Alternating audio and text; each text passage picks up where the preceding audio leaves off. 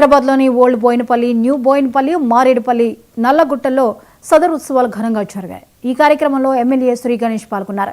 యాదవ సమాజం ఐకమత్యానికి సూచిక, వారి సాంస్కృతిక గొప్పతనానికి ప్రతీక అయిన సదర్ పండుగను పురస్కరించుకుని పశువులకు పూజ చేయడం ఆనవాయితీగా వస్తుందన్నారు.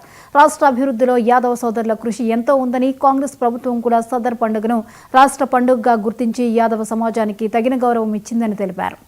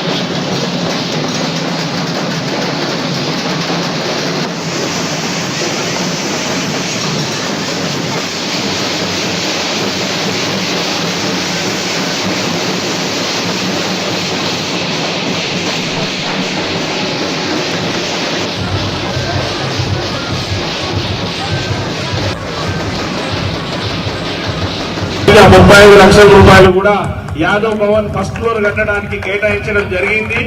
ఇప్పుడు మన హైదరాబాద్ డిస్ట్రిక్ట్ లో జూబ్లీస్ బై ఎలక్షన్ ఉంది కాబట్టి, ఎలక్షన్ కోడ్ ఉంది కాబట్టి అది కట్టలేకపోతున్నాం. ఖచ్చితంగా నవంబర్ 15 తర్వాత నుంచి దాని ప్రక్రియ పూర్తయి నవంబర్ ఎండింగ్ లోపల భూమి పూజ చేస్తానని కూడా ఈ సభాముఖంగా ప్రమాణం చేస్తున్నా.